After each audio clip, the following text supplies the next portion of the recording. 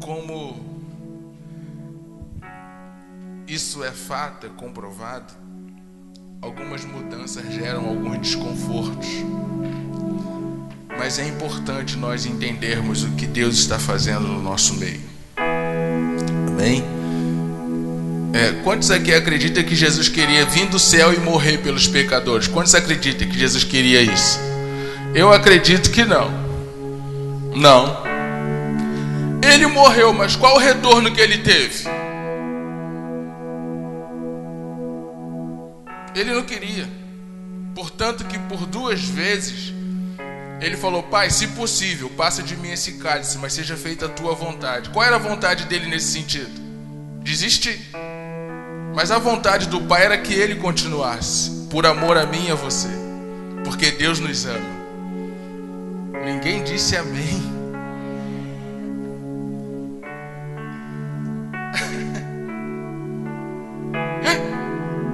Quantos aqui se sentem amados por Deus? Diz amém.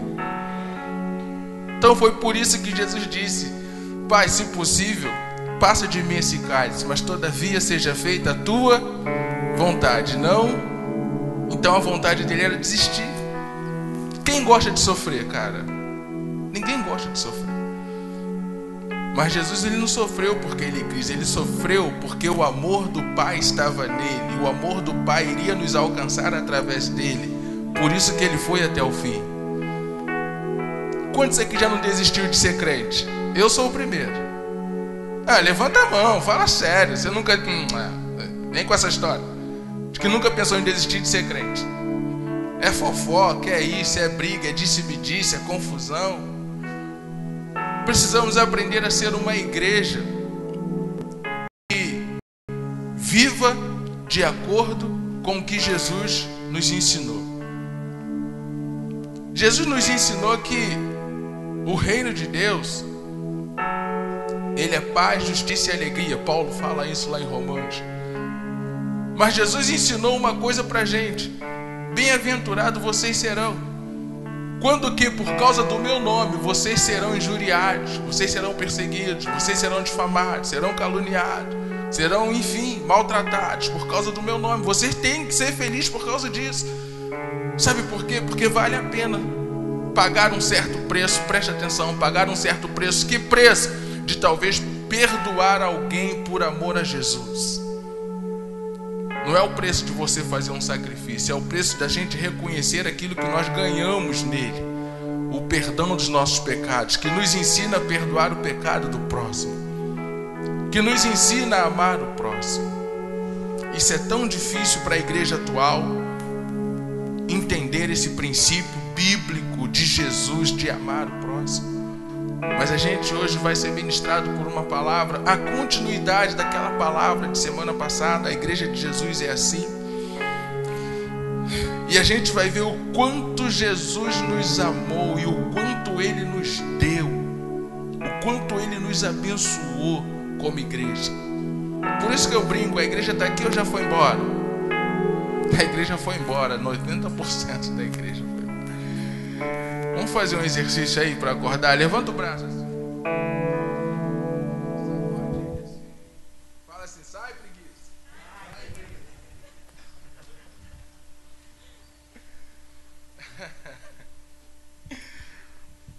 Ai, ai. Realmente, só quem ama Jesus acorda cedo para vir para a escola de vencedores. A igreja de Jesus é assim. Na semana passada, nós falamos sobre 4 princípios básicos da igreja de Jesus. Vamos recapitulá-los? Você fala aí, mesmo com a máscara aí, ainda que seja baixinho, a igreja de Jesus é como?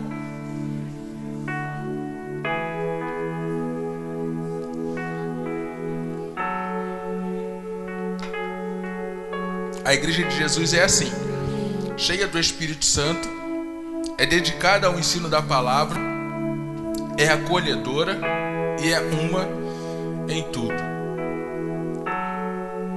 Precisamos adotar esse método bíblico como igreja. Precisamos adotar esse método bíblico como igreja.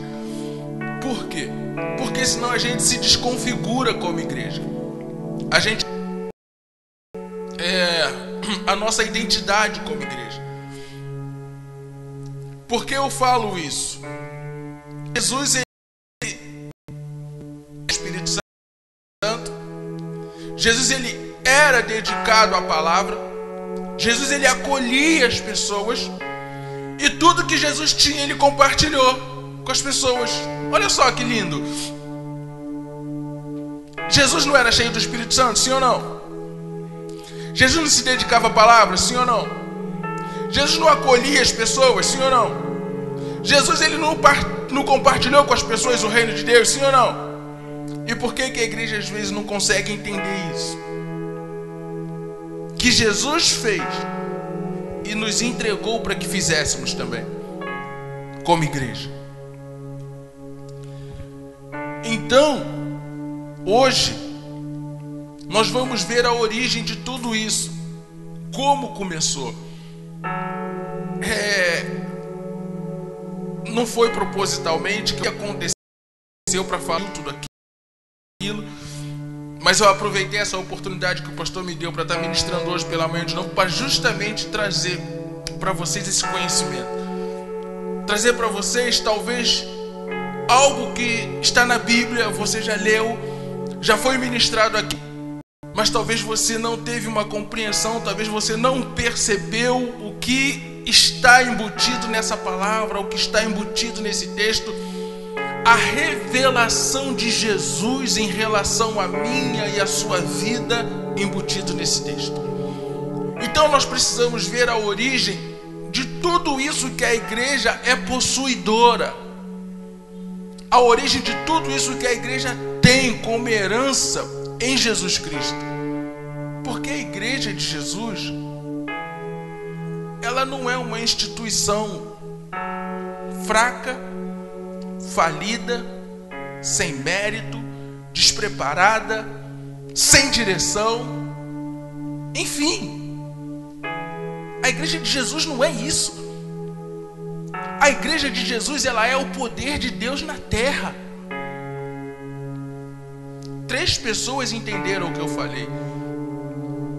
A igreja de Jesus, ela é o poder de Deus na terra. Você entende isso? Ah, pastor, longe de mim ser o poder de Deus na terra. Poxa, quem me dera. Eu quero que nessa manhã você entenda essa palavra como algo que Deus esteja despertando você para uma renovação na sua mente, uma mudança na sua maneira de se enxergar como filho de Deus, como filha de Deus. Porque eu preciso que essa palavra mexa tanto com você o quanto ela está mexendo comigo, o quanto ela mexeu comigo durante essa semana. Jesus, em uma determinada conversa com seus discípulos, falou sobre uma colheita. Na semana passada eu falei sobre o Pentecoste. Pentecoste, ela não era uma festa literalmente judaica, né? Não era uma festa.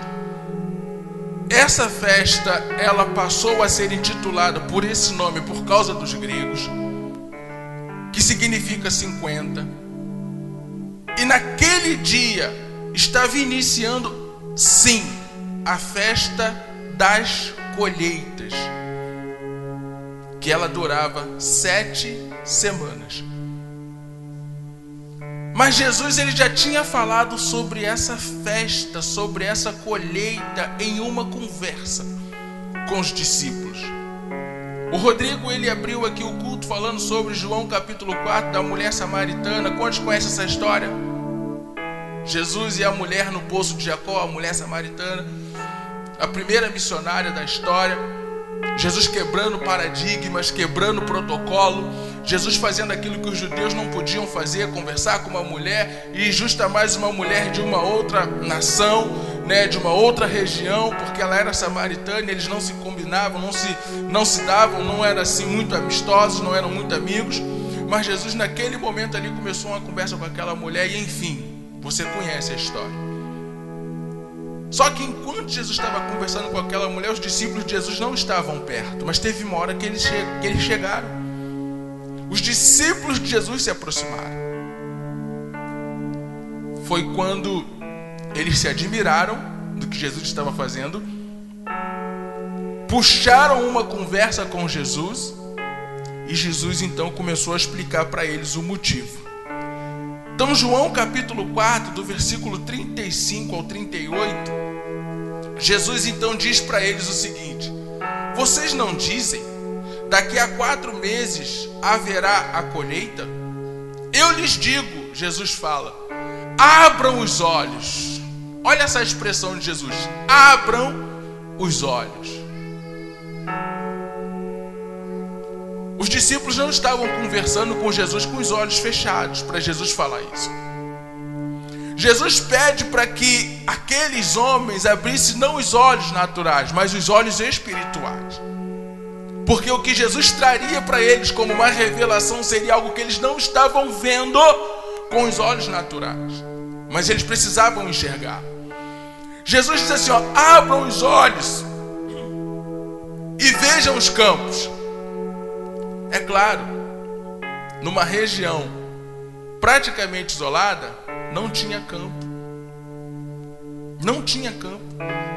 E Jesus ele fala assim, eles estão maduros para a colheita. Aquele que colhe já recebeu o seu salário e colhe fruto para a vida eterna. A gente compreende que Jesus está falando de coisas espirituais apontando para o natural. Os campos estão brancos, vocês não estão vendo? A colheita já está no ponto. Mas só que essa colheita não é uma colheita de uva, não é uma colheita de trigo, não é uma colheita de grãos, é uma colheita de vida eterna. É uma colheita de vida eterna. De forma que se alegram juntos o que semeia e o que colhe. Assim é verdadeiro o ditado: um semeia e outro colhe. E eu os enviei para colherem onde vocês não cultivaram. Outros realizaram o trabalho árduo e vocês vieram a usufruir do trabalho deles. Deixa eu explicar esse deles. Cultivaram, outros cultivaram. Antes de Jesus descer, houve no céu uma reunião onde o Pai, o Filho e o Espírito Santo resolveram fazer o plano, o projeto da salvação. Jesus então veio, como o anjo anuncia para Maria: você gerará o nascedor, o Salvador do mundo. Como se dará isso? O Espírito Santo vai vir, vai te envolver e você vai gerar. Então o Pai, o Filho e o Espírito Santo, eles projetaram esse momento da colheita. Mas como isso iria acontecer? Era necessário que uma semente morresse e desse fruto. Quem gosta de plantar aqui? Quem é da roça sabe. Você joga uma semente, com o tempo você colhe uma única semente. Você colhe várias sementes. Então Jesus ele está mostrando para os discípulos nessa conversa sobre uma colheita que eles só iriam ter o privilégio de colher, de ter os frutos, mas eles não teriam tido o trabalho de semear, porque outros fizeram o trabalho. O Pai deu a semente e a semente veio para a terra. A semente morreu, e quando a semente morre, nasce a igreja, porque Jesus é essa semente. A colheita sou eu e você. Tempos depois, Jesus tenta passar em Samaria de novo e é rejeitado. Mas só que a palavra profética já tinha sido estabelecida. Haverá uma grande colheita para a vida eterna. Para analisar, meu irmão.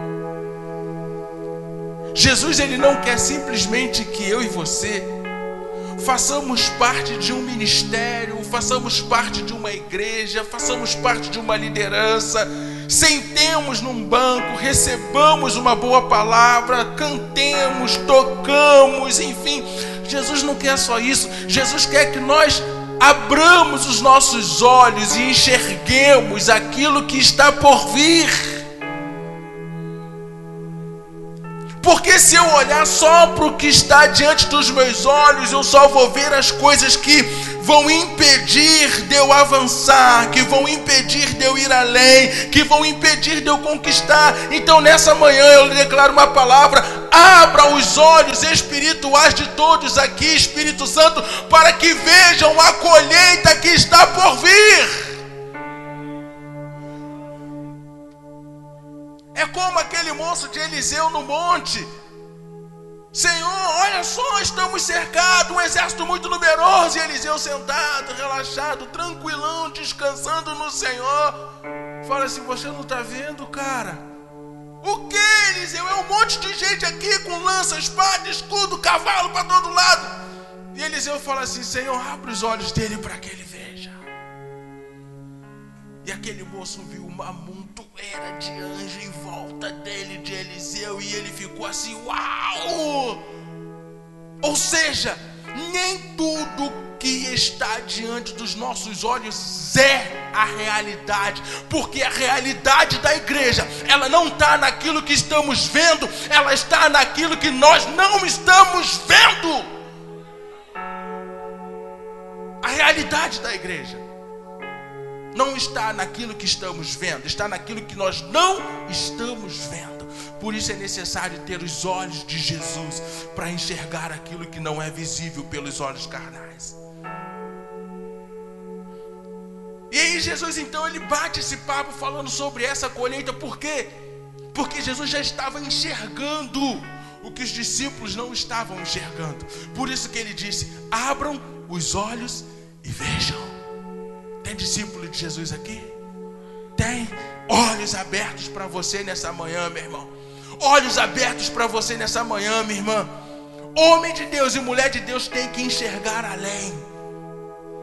Precisa enxergar além. E aí a gente vai começar a ver como é a igreja de Jesus nessa segunda parte dessa mensagem. A igreja de Jesus, ela é gerada pela verdadeira semente. João capítulo 12 vai narrar um jantar feito em Betânia para Jesus, após a ressurreição de Lázaro. E ali naquele jantar, muitos homens religiosos queriam prender Jesus, matar Lázaro de novo, enfim. Só que Jesus, ele conhecia o coração dos homens, assim como continua conhecendo até hoje. E Jesus sabia que a hora dele já estava chegando, mas não seria pela mão de qualquer um e nem de qualquer jeito que ele morreria. Então João capítulo 12, nessa parte desse capítulo, Jesus ele começa a falar da sua morte. Jesus começa a falar do propósito da sua existência na terra. Grava bem essa palavra, propósito. Jesus estava começando a revelar o propósito da sua existência na terra. Jesus estava começando a revelar. Então João capítulo 12, versículo 24, a verdadeira semente, a igreja de Jesus, ela é gerada pela verdadeira semente, que em João 12, 24 descreve assim: digo-lhes verdadeiramente, olha só, verdadeiramente, ou seja, com toda certeza, com toda convicção, com toda afirmação que vocês possam ter, eu lhes digo isso, que se o grão de trigo não cair na terra e não morrer, continuará ele só. Quantos já leram essa passagem? Quem entendeu essa passagem? Eu vou explicar para você. Jesus, ele está falando de si mesmo. Ele era o grão de trigo. Ele era o grão de trigo. Porque Paulo vai descrever algo muito lindo lá em Romanos, capítulo 11, quando ele fala assim: se a massa é santa, todo o pão é. Se a raiz é santa, todos os ramos também são. É lindo a palavra. Então Jesus fala assim, ó, o trigo precisa cair na terra e morrer. E ele continua, mas se morrer, dará muito fruto. Presta atenção que Jesus, ele sempre vai falar de algo futuro, em abundância, com prosperidade, multiplicado. Um grão morre para dar muito fruto. Aí ele diz assim, na sequência: agora meu coração está perturbado. O que direi? Pai, salva-me desta hora. A segunda vez que Jesus conjectura a questão de desistir. Aí ele conclui: eu vim exatamente para isto, ou seja, para esta hora. Pai, glorifica o teu nome. Jesus, o Filho de Deus, dizendo: Pai, glorifica o teu nome. Jesus ensina a mim e a você que tudo que façamos ou que venhamos a fazer, o Pai é glorificado. Propósito da existência da igreja na terra: glorificar ao Pai. Glorifica o teu nome. Então veio uma voz do céu. Presta bem atenção nisso que está em vermelho. Eu já glorifiquei e o glorificarei novamente. O Pai estava sendo glorificado em Jesus e depois seria glorificado na igreja. Deus disse isso, que no Filho ele já estava sendo glorificado e depois ele seria glorificado na igreja. A multidão que ali estava e ouviu aquela voz, disse que tinha trovejado. Outros disseram que um anjo lhe tinha falado. Olha o que Jesus disse. Gente, olha o que Jesus disse. Esta voz veio por causa de vocês, os discípulos. Porque Jesus já tinha concluído a sua missão. Jesus já tinha concluído o seu propósito. Só faltava a hora dele ser enterrado, a semente, glorificando o Pai. E quando o Pai, eu já glorifiquei o meu nome, mas vou glorificar de novo. Aquela voz, Jesus falou assim: olha, ele disse isso para vocês. Porque olha como Jesus conclui: e não por minha causa. Deus não iria glorificar o seu próprio nome através de Jesus de novo, mas sim através da igreja que Jesus estava inaugurando na sua morte. Aí Jesus conclui: chegou a hora de ser julgado este mundo. Agora será expulso o príncipe deste mundo. Isso é fantástico. Vamos ler todos juntos? Dá para você ver? Mas eu, Jesus falando, quando for levantado da terra, atrairei todos a mim. Você estava lá quando Jesus foi levantado da terra? Quem estava lá? Quem estava lá? Mas tu não está aqui por causa dele? Ele não te atraiu? O Pai foi glorificado na tua vida.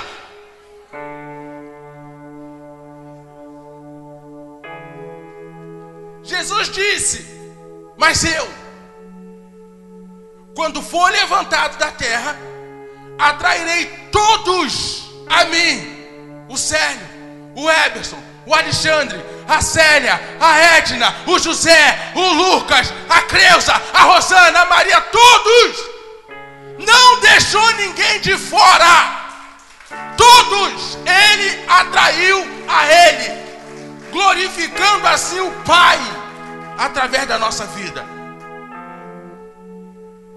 Porque o grão de trigo morreu e os frutos começaram a surgir. Lavassuriante canta lavassuri covaralhas. Suriante canta lavassuri egnédias. Os frutos começaram a surgir quando o grão morreu. Ele disse: quando morreu o fruto, você é fruto daquela morte. A igreja de Jesus tem que entender isso. Eu sou fruto, e fruto ele morre para poder gerar outro fruto. A igreja de Jesus é assim, por uma semente oculta, por uma semente falsa, por uma semente qualquer. É uma semente pura, uma semente santa, uma semente genuína, uma semente que tem origem celestial. Assim é a igreja de Jesus. Aleluia. Quando eu for levantado da terra, atrairei todos. Ele não disse alguns. Ele não disse alguns, ele disse todos. Todos. Todos. Esse era o propósito de Jesus. Fazer uma igreja que entendesse que não são um grupo seleto, não é um grupo seleto que pertence a Deus, é todos. Infelizmente nem todos reconhecem, nem todos sabem, nem todos entendem. Mas louvado seja Deus que você está aqui nessa manhã para entender que você faz parte de um projeto que foi elaborado no céu, e você é o resultado daquilo que Deus determinou para o homem na terra.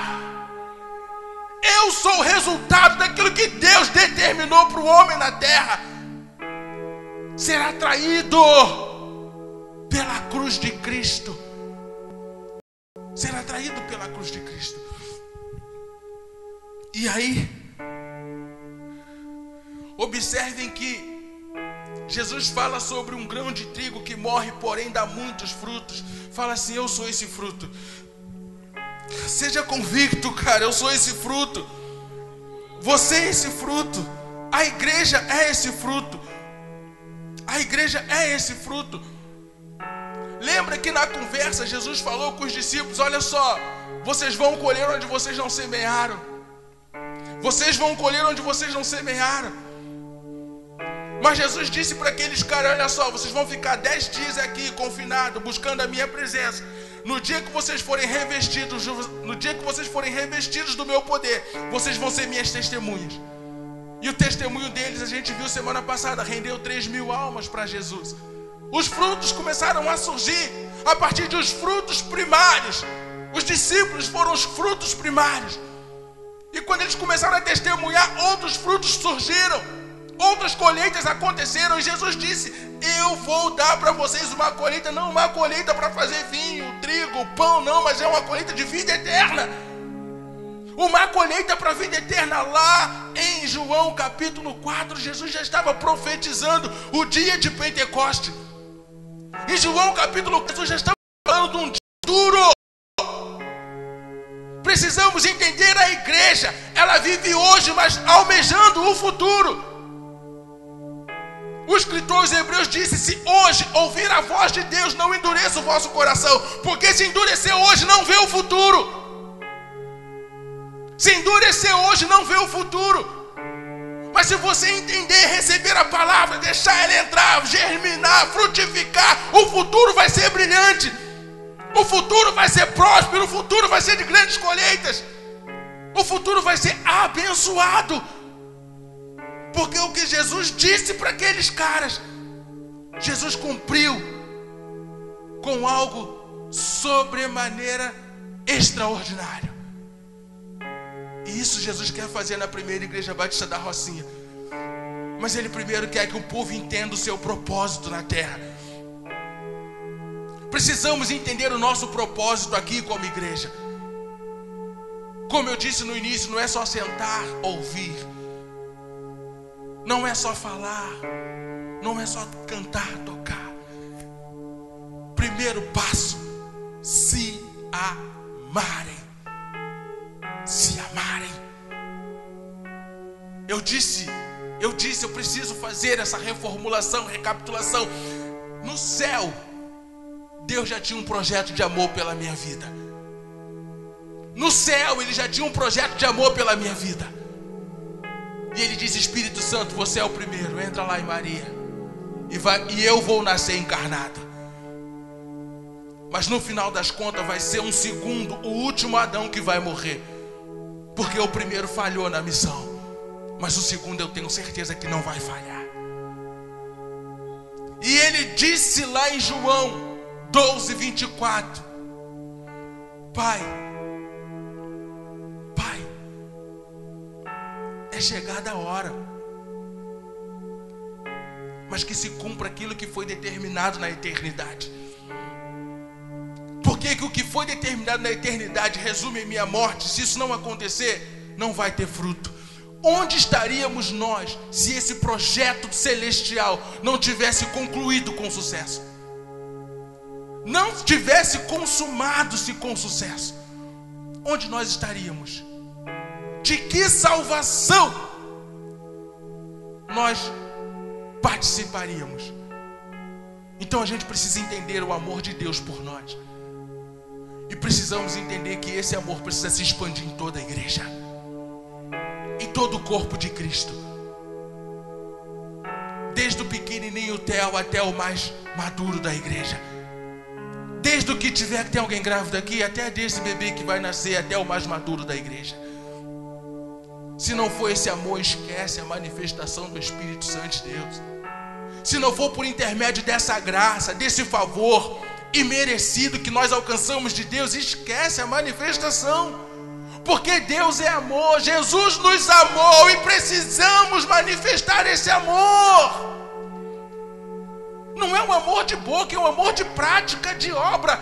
Ele estava lá, de boa, desceu para morrer por amor. Pastor, eu tenho que morrer por amor. Não é isso que eu estou falando, irmão. Mas passa por cima das rusgas, passa por cima dos desconfortos, passa por cima das diferenças, passa por cima dessas coisas pelo amor. Passa por cima. E aí nós iremos entender que a nossa vida no reino é um eterno voluntariado. Eu sirvo porque eu amo, não porque eu fui convocado. Eu sirvo porque eu entendo que existe um propósito na minha vida na igreja. Eu sirvo porque eu sei em quem eu tenho crido. Eu sirvo porque eu tenho fé. Eu sirvo porque eu sou filho. Eu sirvo porque eu sou amado. Eu sirvo porque eu sou crente. Não tenho motivos. Eu sirvo porque sou o motivo. Eu sou o motivo. Não é que alguém precisa me dar o motivo.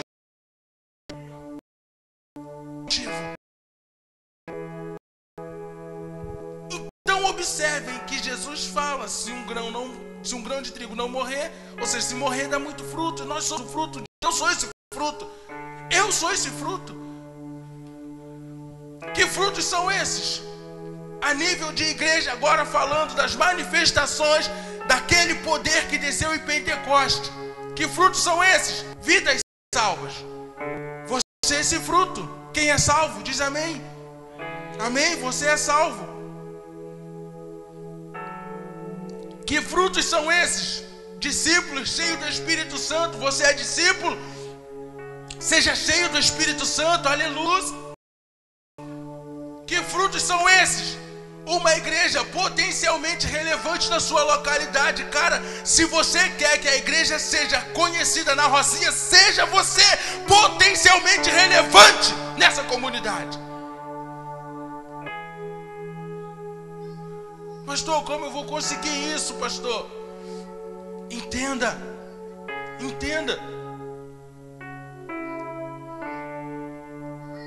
A obra de Jesus. Entenda a morte do grão. O grão morreu. E na morte dele eu nasci. E se o grão me deu a minha vida como um dos frutos, eu preciso dar continuidade nesse negócio. A igreja é a continuidade de Jesus. Ou seja, é o corpo de Jesus continuando aquilo que ele iniciou, o trabalho de salvação de vidas. Como é que eu vou fazer com que as pessoas creiam em Jesus? Eu preciso primeiramente amá-las. Mas como eu vou amá-las? Eu preciso conhecer o meu propósito de existência. Eu preciso entender o amor de Deus por mim. Quando eu entendo o amor de Deus por mim, fica fácil amar o próximo. Porque não é no meu amor que eu vou amar alguém, é no amor que Ele colocou no meu coração. E isso é fantástico quando a gente entende esse negócio. Então uma igreja, ela precisa praticamente caminhar nessas plataformas aqui que eu estou falando. Vidas salvas, discípulos cheios do Espírito Santo, e ser uma potência na sua localidade. Por quê? A gente vai ver o porquê. A igreja de Jesus é assim como ela glorifica a Deus em tudo. Jesus falou assim: Pai, glorifica o teu nome. Ele falou assim: já glorifiquei, mas vou glorificar de novo. Lembra desse texto? Eu já glorifiquei, mas vou glorificar de novo. Então a igreja de Jesus é assim, ela glorifica a Deus em tudo. Atos dos Apóstolos, capítulo 8, versículo 14 ao 17. Lembra que Jesus começou lá em Samaria? O livro de Atos, do capítulo 1 até o capítulo 6, a gente vê uma igreja gloriosa. Uma igreja fazendo milagres extraordinários. Segura bem isso aqui que eu vou falar. Uma igreja potente na sua localidade. Mas quando chega no capítulo 7, quando a igreja ela já está enorme, numericamente, a igreja ela já está de pessoas, começam as brigas. Dentro da igreja. Pastor, acontecia. Aí qual foi a ideia dos apóstolos? Vamos separar homens sábios, cheios do Espírito Santo, que cuidem dessas questões. Nós apóstolos precisamos ficar com a oração e a palavra. Atos capítulo 6. Só que no capítulo 7, um cara, dentre esses 7, Estevão, o cara explode no fluir da presença de Deus. O cara explode, o cara era tão conhecedor da Bíblia que ele resume o Antigo Testamento num único discurso. Cara, Deus derrama essa unção de Estevão sobre esse lugar. Homens e mulheres que tenham intimidade com a palavra. Homens e mulheres que amem a palavra. Então Estevão ali no capítulo 7, ele começa a discursar, a falar de Jesus, com base no Antigo Testamento. E aqueles homens ali, religiosos, roxos, rangiam os dentes de raiva de Estevão. Enfim, matam Estevão apedrejado. Mais uma semente morre. Olha isso. Na morte de Estevão, a igreja se espalha por toda a terra. Qual foi a profecia de Jesus? Quando eu for levantado, atrairei todos a mim. Nós aqui no Brasil, principalmente aqui na Rocinha, não precisamos e nem queremos que uma perseguição se levante contra nós. para que possamos pregar o Evangelho. Quantos querem uma perseguição aqui? Diz amém? Ninguém quer uma perseguição. Mas podemos pregar o Evangelho sem perseguição? Sim ou não? Sim ou não? Sim. Então, depois que Estevão é apedrejado, a igreja de Jerusalém, ela faz assim, ó. Se espalha. Se espalha. E um outro cara, Filipe, dentre os 7, vai para onde? Samaria. Presta atenção. A alegria só chega em um lugar ou em uma pessoa que esteja triste. Você concorda comigo? Enquanto não tem alegria, o que impera? Tristeza, falência, fracasso, miséria, ruína, coisas do tipo. Mas só que quando Filipe chega em Samaria e começa a anunciar o reino, a Bíblia diz que naquela cidade houve grande alegria. Cara, quando o reino de Deus chega, tem que ter alegria. É por isso que eu sou assim meio perturbado, gente. Vocês não entendem por que eu sou assim? É porque quando o reino chegou, tirou a tristeza, tirou a miséria, tirou o fracasso, tirou a falência e pôs alegria. E quando Filipe chega em Samaria, a cidade tinha gente endemoniada, tinha gente paralítica, tinha gente enfermo, mas ele anuncia o reino, e houve grande alegria, porque os endemoniados foram libertos, os paralíticos foram curados, os enfermos restaurados, e o poder de Deus anunciado naquele lugar. Mas não parou por aí, não parou por aí, era fruto, gerando outro fruto.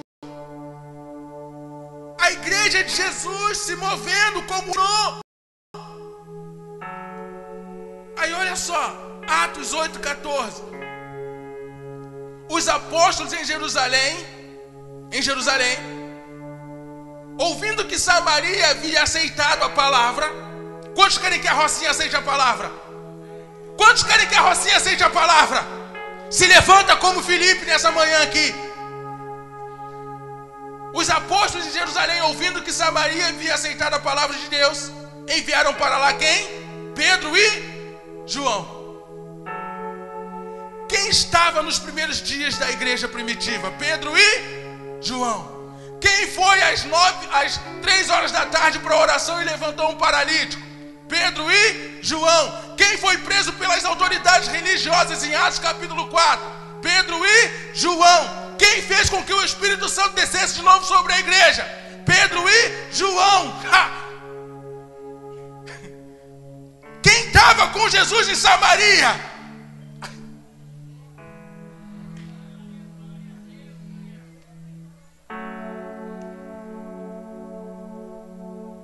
Quem anda com Jesus repete tudo que ele fez.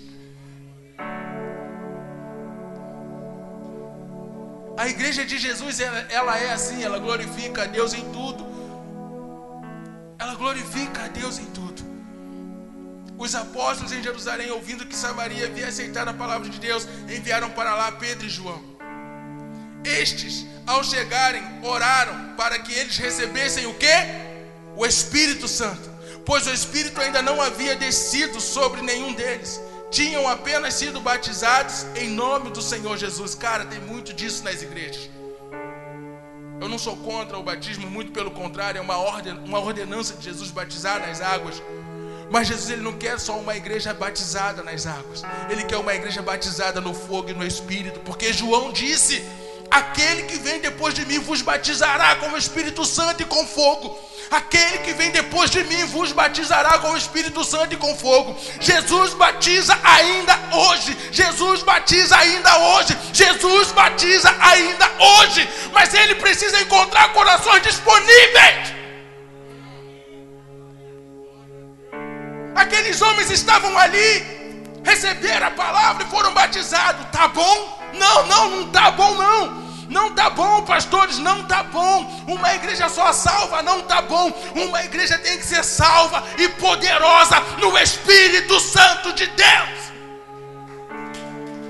tem que ser salva e poderosa no Espírito Santo de Deus. Para quê? Para que quando os milagres começarem a acontecer, ninguém terá a ousadia de falar assim: tá vendo? Viu, Robson? Se eu não tivesse orado, aquele aleijado não tinha levantado. Foi do nada, irmão. Foi do nada. Lembra de 2 Coríntios capítulo 4, a excelência do poder de Deus posta em vaso de barro. A excelência do poder de Deus posta em vaso de barro, eu e você. E aqui Pedro e João foram para lá, levar o Espírito Santo para os caras, discípulos de Jesus. Aí diz assim: então Pedro e João lhes impuseram, e eles receberam o Espírito Santo. Aleluia. Esse foi o primeiro sinal.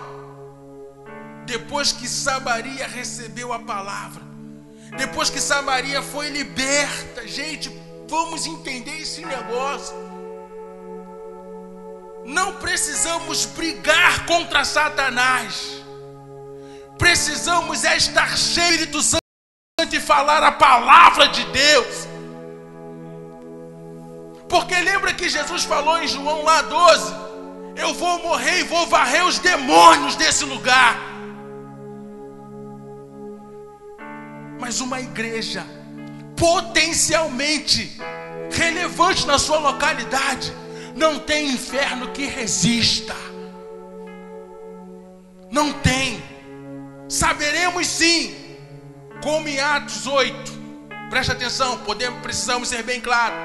Eu não pus para não ficar muita informação, mas eu vou abrir aqui esse leque. Ali em Samaria, depois de Filipe ter anunciado, as pessoas terem se convertido, terem se batizado, o Espírito Santo desceu.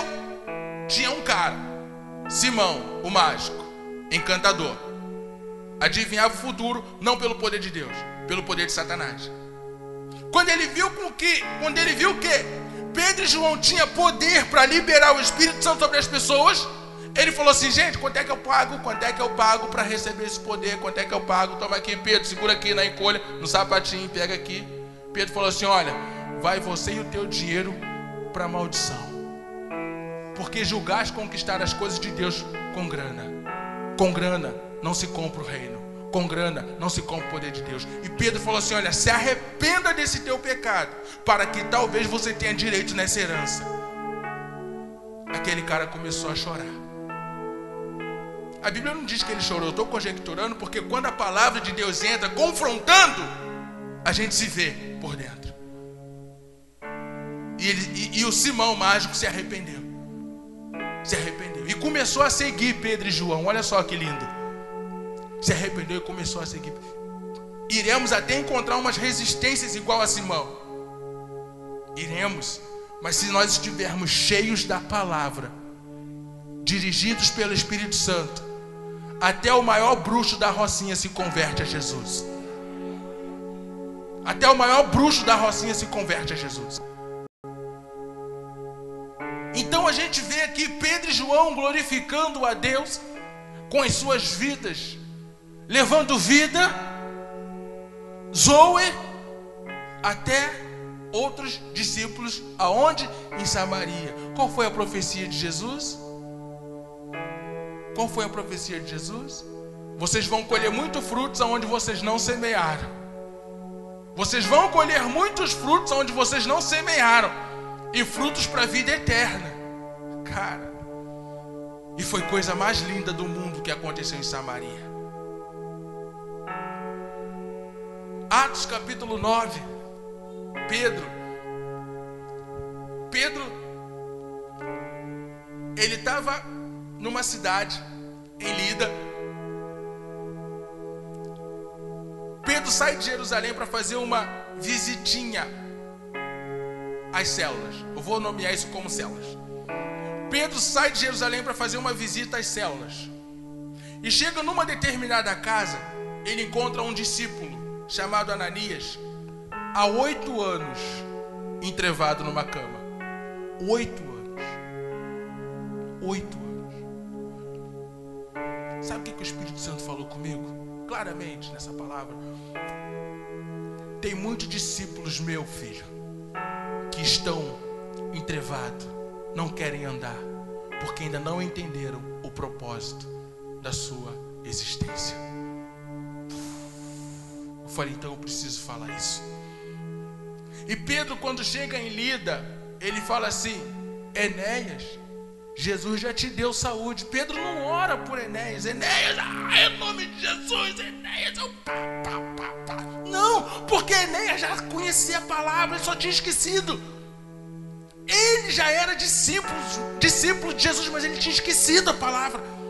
Olha o risco que a gente corre quando a gente não está em contato constante com a palavra. A gente corre risco. Paralisia espiritual existe, irmão. Isso acontece em muitas igrejas. Mas aqui eu declaro em nome de Jesus. Eu declaro em nome de Jesus. Discípulos completamente saudáveis, caminhando, andando firme. Pedro não fala mais nada, só fala assim: Enéas, Jesus te dá saúde. E Enéas levanta, arruma a cama e começa a conversar com Pedro. Cara, existe coisa mais gloriosa do que isso para Deus? Você liberar uma única palavra para a pessoa e a pessoa sair daquele estado de inércia e começar a se mover? Não, mas olha só, não ficou só nisso. A igreja de Jesus, ela precisa entender, ela é o poder de Deus na terra. Aí Pedro sai de Lida, vai para Jope visitar uma outra cela de mulheres. Cadê as mulheres?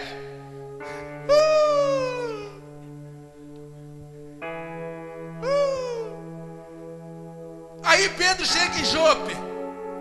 Havia uma discípula chamada Tabita, que em grego é Dorcas, que se dedicava à prática de boas obras. Está vendo, mulheres? Discípulo pratica boas obras, não para ser salvo, mas porque é discípulo. Fala, Deus! Discípulo que é discípulo pratica boas obras e não faz boa obra para ser salvo. Ele já é salvo e faz boas obras. Aí está aqui. E além disso, dá esmola, dá um dinheirinho para o seu irmão do lado. Dorcas era uma mulher muito generosa. Eu concluo, ela era uma mulher muito generosa. Naqueles dias, olha só, até os generosos discípulos que fazem boas obras ficam doentes, porque é ser humano. E Dorcas ali adoeceu, não resistiu, morreu. E o seu corpo foi levado e colocado no quarto andar, ou seja, no quarto do andar superior. Levaram Dorcas, as amigas, as irmãs, levaram, lamentando. Uma grande mulher de Deus. O poder de Deus estava ali e elas não sabiam. Lida ficava perto de Jope. Quando os discípulos ouviram falar que Pedro estava em Lida, tinha acabado de curar quem? Enéas.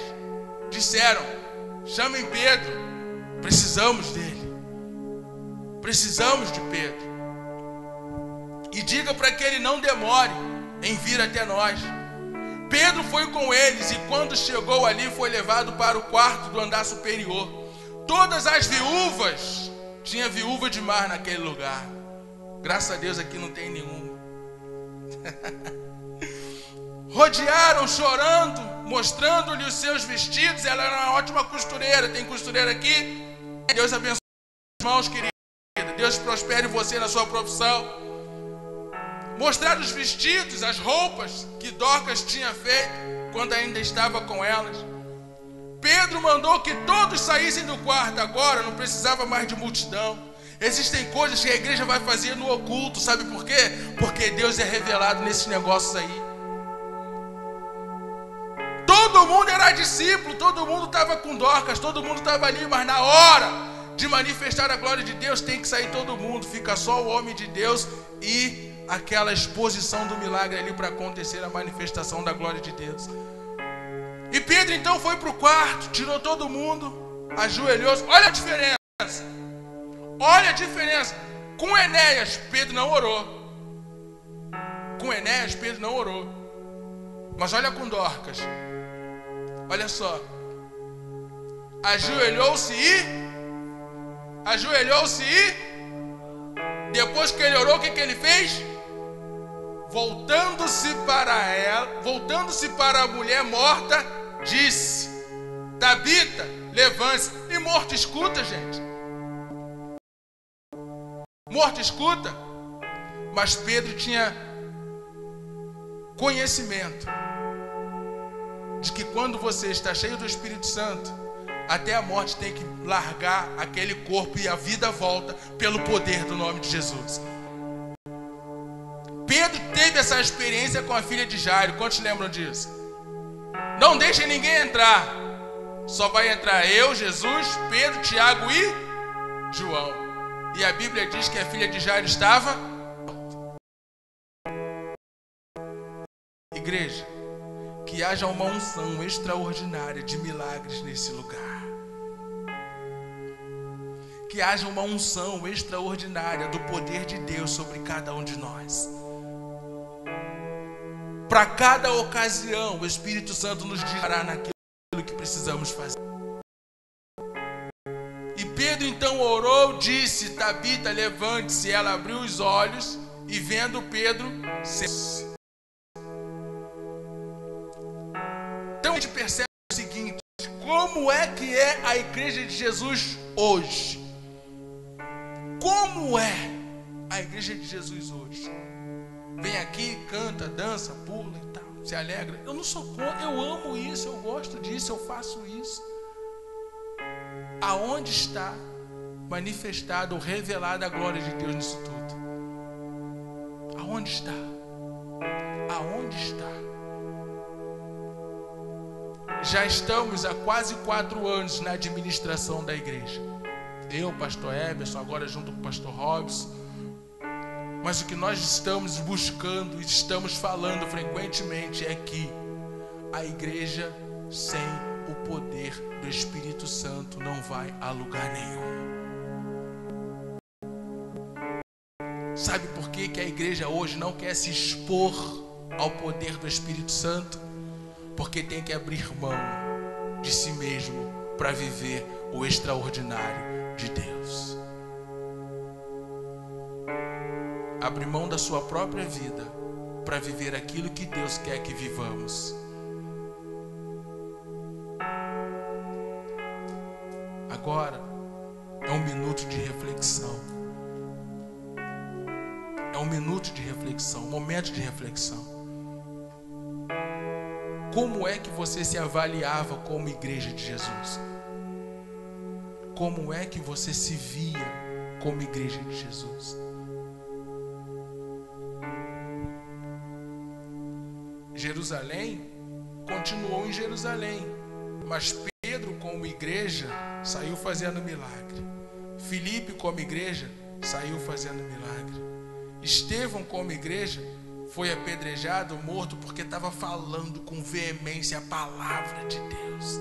E os religiosos não resistem à palavra de Deus, porque é confrontante com as suas ideologias, com as suas filosofias, com os seus achismos. Na palavra de Deus não tem achismo. Ou é ou não é. O ministério de louvor que subisse. Se der para cantar aquela música, eu vou construir, se tiver como. Com jovens e adolescentes. E eu estava conversando com Lu Michele.